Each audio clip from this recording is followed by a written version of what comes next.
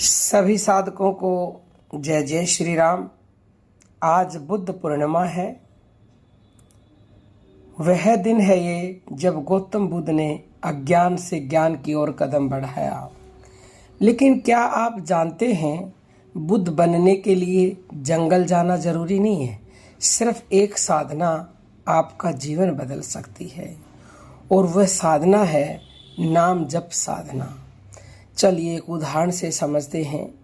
एक समय था जब अंगुलीमाल नाम का एक डाकू था जिसने सैकड़ों लोगों की हत्या की। लेकिन जब उसका सामना बुद्ध से हुआ तो उसने तलवार उठाई और दौड़ा, पर बुद्ध शांत खड़े रहे और बोले, मैं रुक गया हूँ, तू कब रुकेगा। यह सुनते ही उसका हृदय पिघल गया। उसने बुद्ध का नाम जप शुरू किया और वही हत्यारा एक संत बन गया। मतलब नाम जप मन की हिंसा को शांति में बदल देता है। चलिए एक और उदाहरण से समझते हैं। एक बार एक स्त्री थी जिसका बच्चा मर गया था। वह पागलों की तरह उसे जीवित करना चाहती थी। वह बुद्ध के पास गई। बुद्ध ने कहा, जाओ उस घर के सरसों के दाने ले आओ जहाँ कभी कोई मरा ही न हो। वह पूरी दुनिया घूमी पर ऐसा कोई घर नहीं मिला।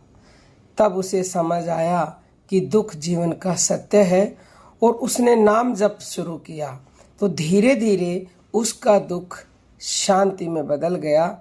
यानी कि उसको समझ आ गया और वो फिर दुख में भी दुखी नहीं हुई। अब सवाल ये है कि नाम जप साधना कैसे करें जिससे हमारा दुख सुख में बदले, यानी हमें शांति मिले। वैसे तो नाम जप आप किसी भी समय कर सकते हो, कभी भी कर सकते हो, चलते फिरते भी कर सकते हो। लेकिन चलते फिरते आप में एकाग्रता नहीं आएगी। शुरुआत में आपको नाम जप एक जगह पर और एकांत में बैठकर ही करना पड़ेगा। तो आप एकांत में शांति से बैठें, आंखें बंद करें। आपको केवल और केवल अपनी सांस पर ध्यान देना है, क्योंकि बुद्ध भगवान ने कहा है कि सांस ही निरंतर चल रही है और सांस के द्वारा ही आप निरंतर ध्यान कर सकते हो।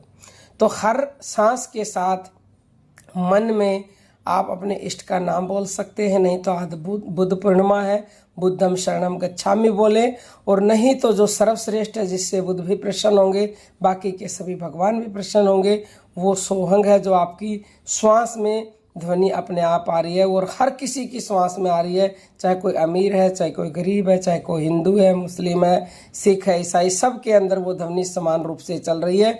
यानी कि सांस चल रही है और सांस ही वो ध्वनि है। जब आप सांस लोगे तो सो की ध्वनि आती है, छोड़ोगे तो हंग की। उसी आवाज के साथ मन को जोड़ना और मन में उसको बोलना है। बस हो गया सांसों का ध्यान। यदि आप रोज ऐसा करोगे और आज के दिन आपकी ऊर्जा अपने आप ऊपर उठना चाहती, क्योंकि आज के दिन का विशेष महत्व है, तो धीरे धीरे आज ही आपका मन शांत होने लगेगा, विचार कम होंगे और भीतर एक प्रकाश जागेगा।